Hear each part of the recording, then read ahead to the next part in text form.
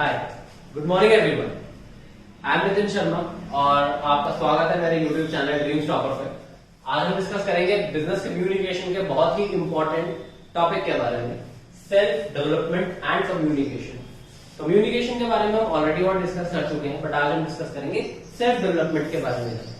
Self development क्या होती है कि खुद की डेवलपमेंट, जैसे आपकी इंटरपर्सनल स्किल्स, आपकी हैबिट्स, आपकी क्लियरिटी, आपके बॉडी लैंग्वेज, आपके पोस्चर्स, आपके जेस्चर्स, आपके एक्सप्रेशन, आपकी communication skills, whether it is written और वर्बल, ठीक है, और आपका कॉन्फिडेंस, आपकी पॉजिटिवनेस, ये सब चीज सेल्फ डेवलपमेंट में बहुत इंपॉर्टेंट होती है। ये आपकी सबसे इंपॉर्टेंट टॉपिक आपके ग्रेजुएशन के साथ साथ 12th में भी है और आगे हायर आपके पोस्ट ग्रेजुएशन में भी, तो इसको बहुत ध्यान से पढ़ेंगे। और सबसे इंपॉर्टेंट इस टॉपिक की बात है, ये टॉपिक आपका कहाँ यूज होता है? जब आप पर्सनालिटी ग्रूमिंग क्लासेस में जाते हैं। कैसे? ठीक है, सेल्फ डेवलपमेंट को कैसे हम करेंगे? देखो, सेल्फ डेवलपमेंट क्या होता है पहले तो समझ।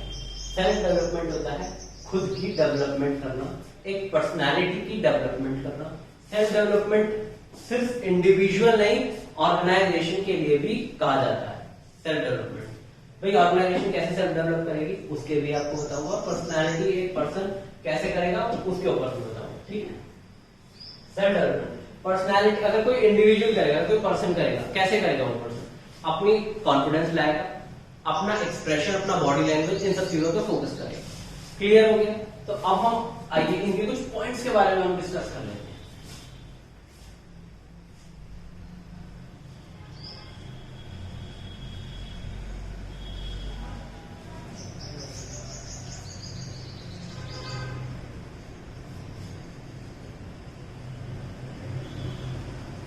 Development of personality,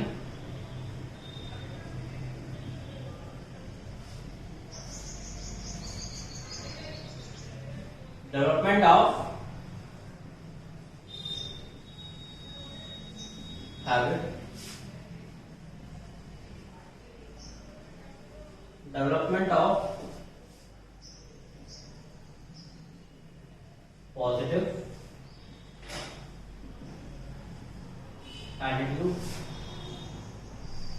development of respect, development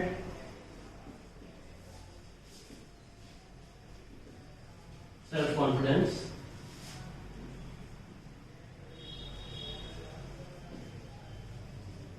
development of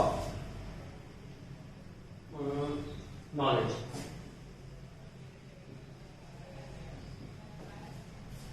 ये पॉइंट्स बहुत इंपॉर्टेंट है, आप इसको एक बार समझ लीजिए, जिसको आप कह सकते हैं ऑब्जेक्टिव्स या कैरेक्टरिस्टिक्स, ठीक है।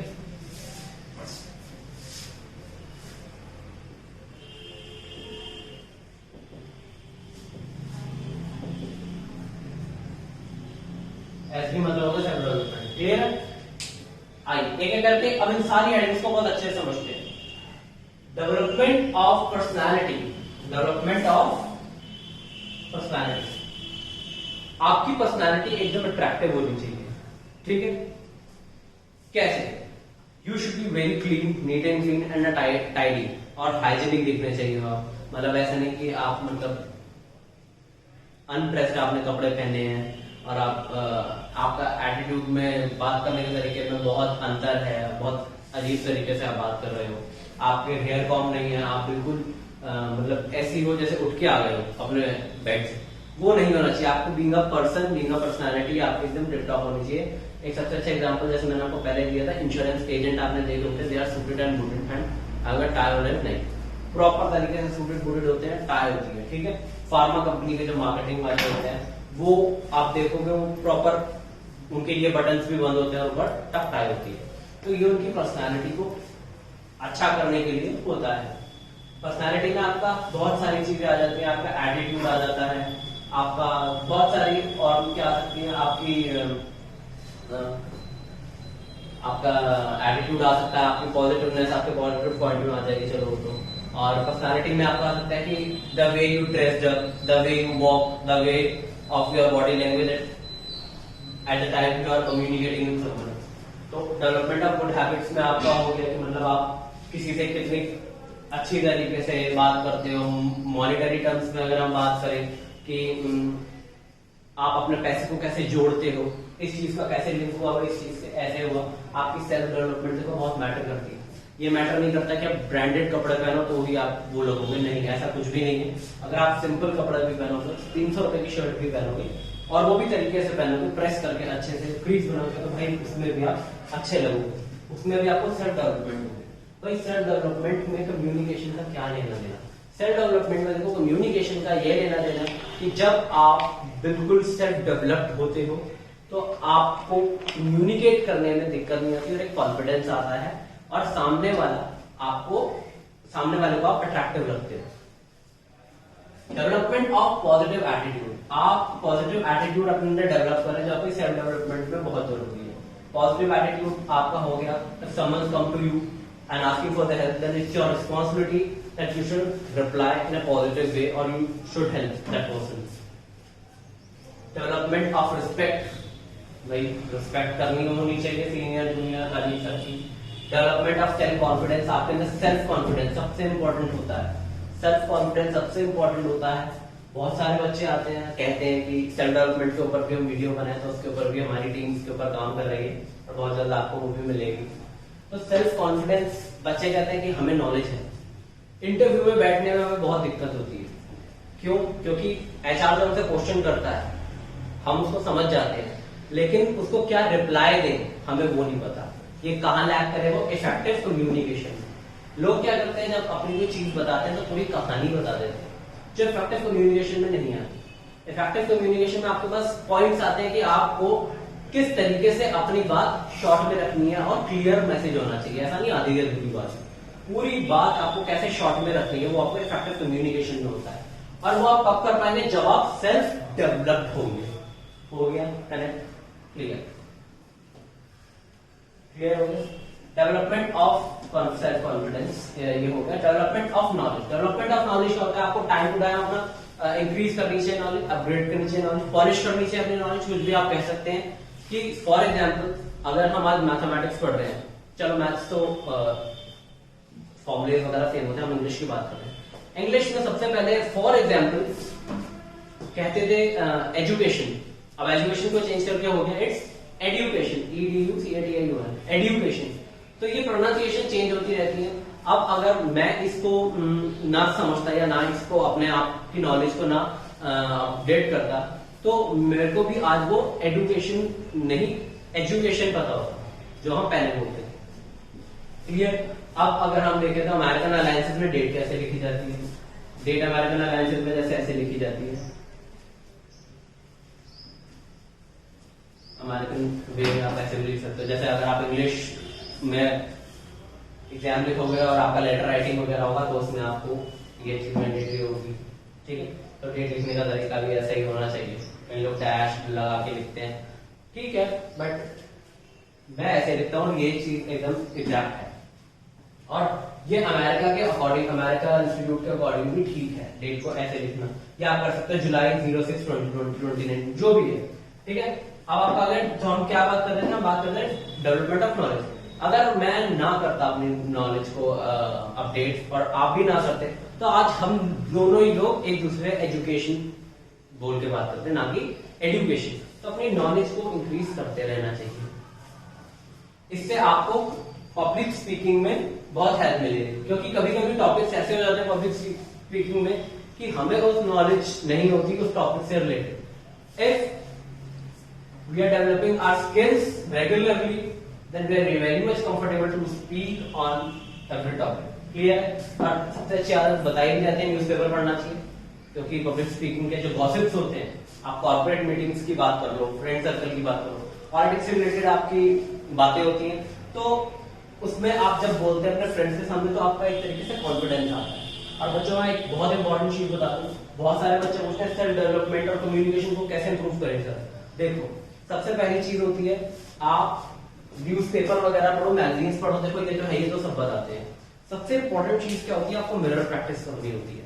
मिरर प्रैक्टिस उन बच्चों को करनी होती है जैसे जिनके घर में भैया दीदी ना हो, या वो कहीं उनसे अलग पढ़ाई के सिलसिले में बाहर रहते हो, या पेरेंट्स प्रॉपर टाइम ना उनको पास हो कि वो आपके पास मतलब कम्युनिकेट करें सारा दिन, क्योंकि कई बच्चों की मम्मी और पापा दोनों वर्किंग होते हैं। तो उन बच्चों के लिए मैं बता रहा हूँ, या कई ऐसा होता है कि जैसे मॉम डैड इंग्लिश में नहीं बोल पाते लेकिन बच्चों को आती है, जैसे मेरा ही खुद का एग्जांपल है, मेरी मम्मा नहीं बोल पाती है लेकिन मैं अपनी सिस्टर से, अपने भाई से, अपने पापा से जरूर बात करता हूँ। तो उसमें कैसे होता है, कभी कभी घर में कोई भी नहीं होता, अब अपने आप को डेवलप करना खाली बैठ के, मिरर प्रैक्टिस होती है। कैसे होती है, I go through the article has been in my phone, मैंने द हिंदू एक न्यूज़पेपर है उसको डाउनलोड किया हुआ है, आर्टिकल को पढ़ता हूँ शीशे में देख के, उससे मेरे को अपने एक्सप्रेशन, मेरे बॉडी लैंग्वेज और मेरा कॉन्फिडेंस मुझे थोड़ा थोड़ा जज होता है। फिर मैं उस आर्टिकल से रिलेटेड अगर शाम को अपने फ्रेंड्स से मिलता हूँ, अगर उस आर्टिकल पे डिस्कशन होता है तो मैं उस पर अपने पॉइंट्स रखता हूँ। इससे क्या होगा, हमारे अंदर एक कॉन्फिडेंस जनरेट होता है कि हम किस तरीके से अपनी बात को रख रहे हैं, क्योंकि मैंने आर्टिकल पढ़ा है पूरे 100 वर्ड्स का और मुझे शाम को 4 मिनट के अंदर वो आर्टिकल को पूरा एक्सप्लेन करना, उसके बारे में बताने कि इसमें ये चीजें थी इफेक्टिवली। क्लियर? तो डेवलपमेंट ऑफ नॉलेज भी इंपॉर्टेंट होता है। अगर आप नॉलेजेबल होंगे तो आप में कॉन्फिडेंस भी आ जाएगा। क्लियर है? आपका एटीट्यूड भी पॉजिटिव होगा और पर्सनालिटी भी आपकी ठीक रहेगी। सबसे बड़ी चीज होती है, देखो, positive attitude, development of positive attitude. जिसमें क्यों बोला डेवलपमेंट ऑफ रिस्पेक्ट क्यों बोला? कई बार क्या होता है, हम कम्युनिकेट करते करते आर्ग्यूमेंट्स में चले जाते हैं, तो वो चीज बहुत गलत है। अगर आपको कोई सीनियर है तो भी आपको उसमें आर्ग्यूमेंट नहीं करना चाहिए, कोई अगर आपका कलीग है तो भी नहीं, कोई आपसे जूनियर है तो भी नहीं। आर्ग्यूमेंट आपकी कम्युनिकेशन को एक अलग दिशा दे देता है, उसमें अगर आप अपनी सही बात भी बोल रहे होंगे तो वो भी गलत हो जाएगी उस पॉइंट के लिए। क्यों? क्योंकि सबको लगेगा यार ये अपनी बात नहीं बता रहा है, ये जजमेंट दे रहा है, तो वो चीज बिल्कुल नहीं होनी चाहिए। क्लियर?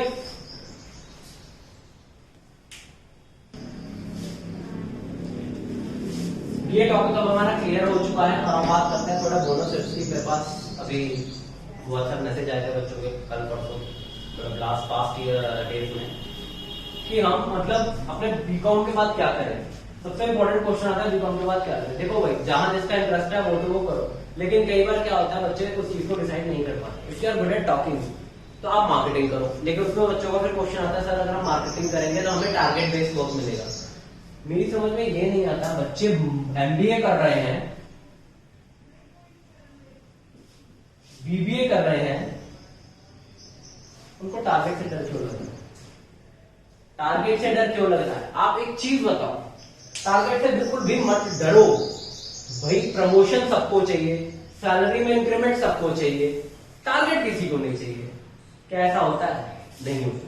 कंपनी कैसे आपको प्रमोट करेगी, कैसे आपको सैलरी में इंक्रीमेंट देगी? अगर आप सेल्स में जाओगे, मार्केटिंग में जाओगे, तभी तो आपको बहुत अच्छे देगी। कैसे? एक और बात बता दूं, मार्केटिंग में जितना अच्छा प्रमोशन होता है उतना किसी डिपार्टमेंट में नहीं होता, और जितना जल्दी होता है। कैसे? अगर आपने अपने टारगेट अचीव कर लिए, फॉर एग्जाम्पल अगर आपको पूरे साल का टारगेट दिया गया है 1 करोड़ की सेल का, तो अगर आपने 1 करोड़ से 80 लाख भी कर दिया तो आपने बहुत अच्छा किया। मार्केटिंग देखो क्या होती है, मार्केटिंग में टारगेट कैसे होते हैं। सपोज करो आप एक घोड़े हो, आपके आगे एक लकड़ी लगाकर गाजा टांग देते हैं, फिर आपको पीछे से दौड़ाते हैं कि भागो। आप जैसे भागते हो आप सोचते हो target target target target target. आप टारगेट के पीछे जब भागते हो तो आप भागते हो और टारगेट को किसी हद तक अचीव करते हो। आपको लगता है बस पास ही है, पास ही है, पास ही है, लेकिन वो उतनी ही रहती है। तो आप कम से कम भागते हो, कंपनी के रिसोर्सेज को पब्लिक तक पहुंचाते हो, कंपनी की अर्निंग कराते हो, कंपनी का रेवेन्यू बढ़ाते हो, लेकिन आपका टारगेट आपको लगता है वो बहुत ज्यादा है। कोई भी कंपनी भी इस चीज को समझती है। अगर कंपनी ने आपको 1 करोड़ का दिया, आप कम से कम 80 लाख या 90 लाख तक तो करके दे सकते हो। अगर आप ये कर दोगे आपका इंक्रीमेंट तब भी होगा। टारगेट क्या होता है? कंपनी सेट कर दे। अगर आपने आज 1 करोड़ का कर दिया, फॉर एग्जाम्पल मैंने आपको टारगेट दिया कि आपको 1 करोड़ की प्रोडक्ट्स बेचने, आपने 1 करोड़ के प्रोडक्ट्स बेच दिए। कल को मैं आपको टारगेट, आपको लगता है 1 करोड़ का दूंगा, मेरे को पता है यार 1 करोड़ का तो बेच लेता है, मैं इसे 1.5 करोड़ का दूंगा। आपने कल वो कंप्लीट कर दिया, चलिए 1.5 को कर लेता है, इसे तो सीधा 2 करोड़ का दो, मैं आपको 2 करोड़। मतलब आपका टारगेट कभी खत्म नहीं होने वाला, आपकी एफिशिएंसी से ज्यादा ही आपको टारगेट मिलेगा। तो टारगेट से बिल्कुल मत डरा करो। एमबीए कर रहे हो, बीकॉम कर रहे हो, बीबीए कर रहे हो, हमें मार्केटिंग की जॉब नहीं करनी, देन व्हाई दिस?